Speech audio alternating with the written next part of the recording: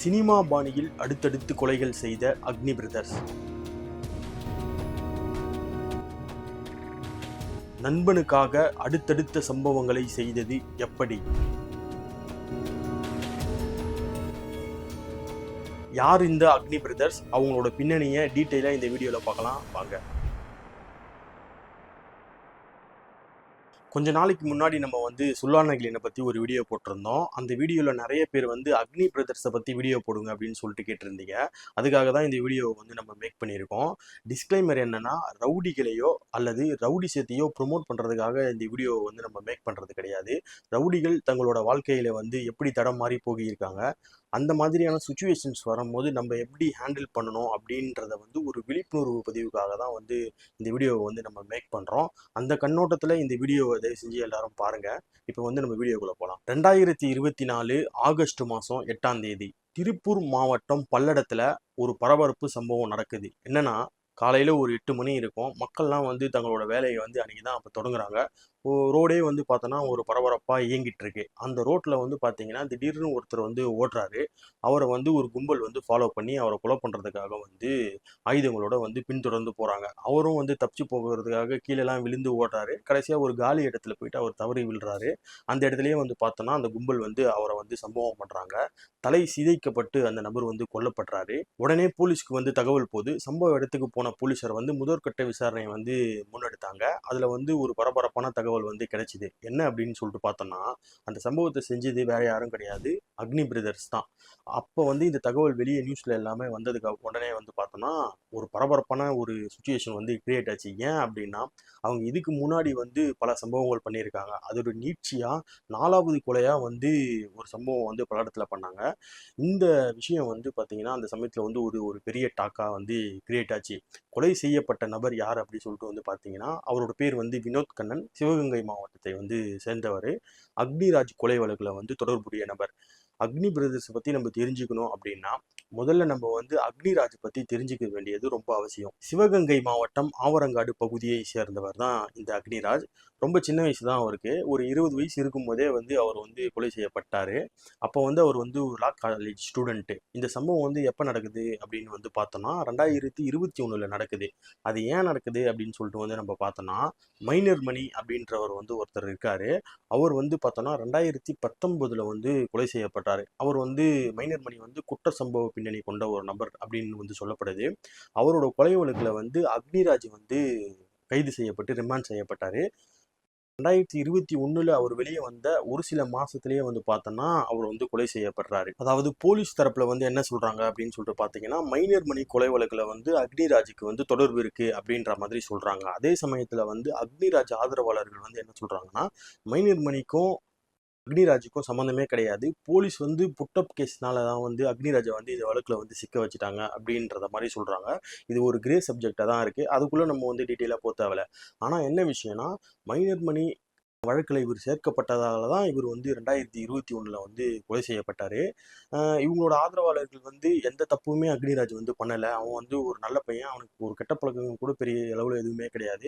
ஆனால் அவனை இந்த மாதிரி ஒரு பொய் வழக்கில் சேர்க்கப்பட்டதுனால அவன் கொலை செய்யப்பட்டுட்டான். இதில் தொடர்புடைய நபர்களை நாங்கள் விடவே மாட்டோம். அவங்கள கண்டிப்பாக கொல்லுவோம் அப்படின்னு சபதம் எடுக்கிறாங்க. அப்படிதான் அக்னிராஜ் அந்த நேம்ல இருந்து தான் பார்த்தோம்னா நம்ம அக்னி பிரதர்ஸ் அப்படின்ற ஒரு டீம் ஒன்று ஃபார்ம் ஆகுது. அந்த பேர்ல பார்த்தோம்னா சோஷியல் மீடியாவில் பல ஹேண்டில்ஸ் கிரியேட் பண்றாங்க. கிரியேட் பண்ணி என்ன பண்றாங்கன்னா, அதுல தொடர்ச்சியா பதிவுகளை வெளியிடுறாங்க. அக்னி பிரதர்ஸை புகழ்ந்து வீடியோக்கள் வெளியிடப்பட்டாலும் அதுக்கப்புறமேட்டு பார்த்தீங்கன்னா, அந்த வழக்குல, அதாவது அக்னிராஜ் வழக்குல தொடர்புடைய நபர்கள் யார் யாரோ அவங்க புகைப்படத்தெல்லாம் அதில் வெளியிடுறாங்க. இவரை தான் நாங்கள் அடுத்து டார்கெட் பண்றோம், அவர் நாங்கள் கொலை செய்ய போறோம் அப்படின்னு அப்பட்டமா சோஷியல் மீடியாவில் மிரட்டல் விடுத்தாங்க. அதே மாதிரி அவங்க சொன்ன விஷயத்த நிறைவேற்றினாங்க. அடுத்தடுத்து அக்னிராஜ் கொலை வழக்கில் தொடர்புடைய நபர்கள் கொலை செய்யப்பட்டாங்க. அதில் முதல் நபர் தான் பரமசிவம். பரமசிவம் வந்து அவரும் வந்து பார்த்தீங்கன்னா ஒரு குற்ற பின்னணி கொண்ட நபர்னு சொல்லப்படுது. அப்படி இருந்தாலும் அவர் வந்து எப்பவுமே ஊருக்குள்ள வந்து வந்தாருன்னா, ஒரு 10 பேர் 15 பேர் வந்து புடைசூழ தான் வருவாரு. அந்த மாதிரி வந்து ஒரு கோவில் திருவிழா நடக்குது. அந்த கோவில் திருவிழா வந்து ஒரு இரவு சமயத்துல நடக்கும்போது, இந்த பரமசிவம் வந்து அவருடைய டீமோட வந்து அந்த கோவில் திருவிழாவுக்கு வந்து போறாரு. போம்போது வந்து பார்த்தோன்னா, இந்த சினிமா பாணியிலலாம் நம்ம காட்சிகள் வந்து பார்த்துருப்போம்ல, அந்த மாதிரியான ஒரு சம்பவம் வந்து நடக்குது. என்னன்னா, பரமசிவமும் அவரோட ஆதரவாளர்களும் அந்த கோயில் திருவிழால வந்து பங்கேற்கிறதுக்காக ஒரு ரோட்ல வந்து நடந்துட்டு போறாங்க. அப்போ வந்து பார்த்தோன்னா, திடீர்னு வந்து கரண்ட் வந்து கட் ஆகி கொஞ்ச நேரம் கழிச்சு திரும்ப வருது. டக்குன்னு பார்த்தா, அந்த இடத்துல வந்து பரமசிவம் மட்டும் காணோம். அக்னி பிரதர்ஸ் வந்து அவர வந்து கொத்தா தூக்கிட்டு போயிட்டாங்க. என்னடா இங்க அண்ணன காணோம் அப்படின்னு சொல்லிட்டு பரமசிவத்தோட ஆதரவாளர்கள்லாம் எல்லா இடத்துலயும் தேடுறாங்க. ஆனா எங்கேயுமே கிடைக்கல. கொஞ்ச நேரம் கழிச்சு தகவல் வருது. என்ன அப்படின்னு சொல்லிட்டு பார்த்தோம்னா, அந்த கோயில் திருவிழா நடைபெற்றுச்சு இல்லையா? அந்த இடத்துல இருந்து ஒரு 7 கிலோமீட்டர் தொலைவில வந்து ஒரு பாடி இருக்கு அப்படின்னு வந்து போலீஸ்க்கு வந்து தகவல் தெரிவிக்கப்படுது. அங்க போய் பார்த்ததுக்கு அப்புறம் தான் எல்லாருக்கும் தெரிய வருது. அங்க வந்து பரமசிவம் வந்து கொலை செய்யப்பட்ட விஷயம். அவங்களோட பாணி, அதாவது அக்னி பிரதர்ஸோட பாணியே என்னன்னா, தலைய வந்து சிதைச்சு தான் வந்து அவங்க கொலை பண்ணுவாங்க. அதே மாதிரி பரமசிவமும் வந்து தலை சிதைக்கப்பட்டு அந்த இடத்துல வந்து கொலை செய்யப்பட்டார். அடுத்து யாருன்னு பார்த்தா அழகு பாண்டி. இந்த சம்பவத்துல தான் வந்து பார்த்தோம்னா, அக்னி பிரதர்ஸ்க்கும் சுல்லாநகிரனுக்கும் வந்து பழக்கம் ஏற்படுது. அதாவது அழகு பாண்டியும் வந்து அக்னிராஜோட கொலை வழக்குல தொடர்புடைய ஒரு நபர். அடுத்ததா வந்து பரமசிவத்துக்கு அப்புறமா அடுத்ததா அக்னி பிரதர்ஸ் வந்து இந்த அழகு பாண்டிய தான் வந்து டார்கெட் பண்றாங்க. இந்த விஷயம் வந்து அழகு பாண்டியோட காதுக்கு போகுது. உடனே அவர் என்ன பண்றாருன்னா, சிவகங்கையில இருந்தா நம்மள எப்படியா இருந்தாலும் போட்டுருவாங்க. அதனால வந்து நம்ம இங்கிருந்து வெளியூருக்கு போய் தப்பிச்சுக்கலாம் அப்படின்னு சொல்லிட்டு, அங்கிருந்து மதுரைக்கு வந்து போய் தலைமறைவாகுறாரு. அதாவது தலைமறைவுனா, அ அவரோட மாமியார் வீட்ல போயிட்டு தஞ்சம் புகுந்துக்கிறாரு.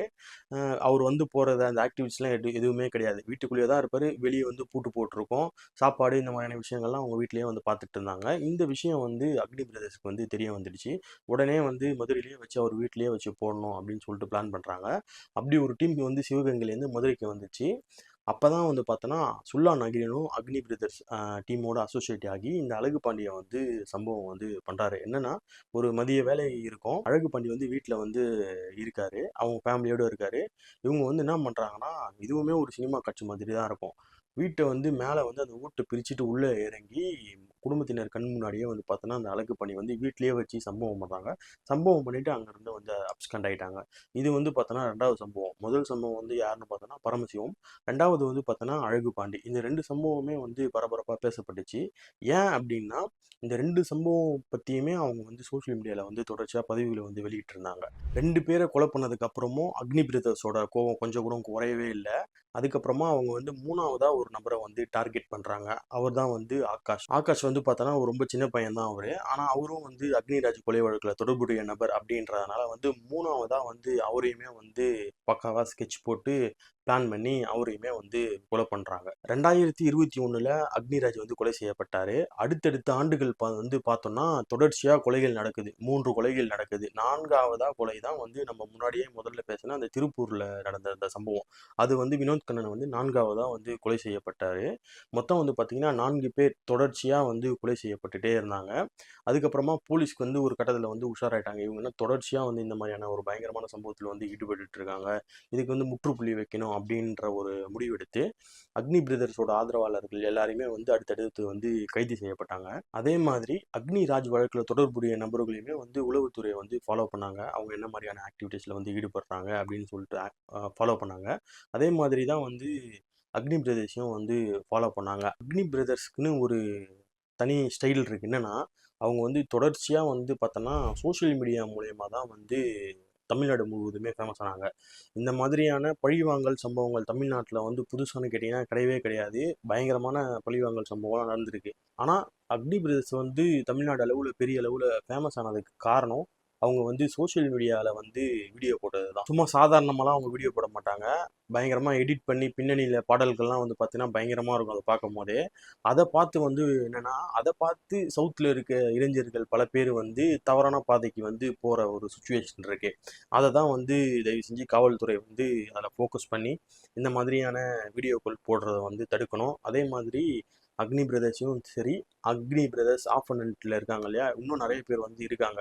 அந்த பூச்சி இருளப்பன், அப்புறம் சக்திவேல், அந்த மாதிரிலாம் ஒரு சில நபர்கள்லாம் ஒரு 4-5 பேர் வந்து இன்னும் வெளியே இருக்கிறதா சொல்லப்படுது. அவங்களுமே ஃபுல்லாக அப்ஸ்காண்டில் தான் இருக்காங்க. கண்டிப்பாக அவங்களுமே வந்து சொந்த ஊரில் இருந்தால் கொலை செய்யப்படுவோம் அப்படின்ற அச்சத்தில் அப்ஸ்காண்டில் இருக்கிறாங்க.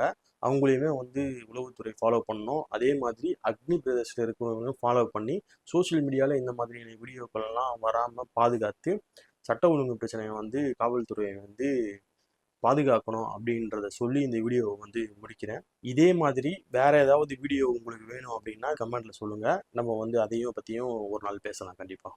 நன்றி.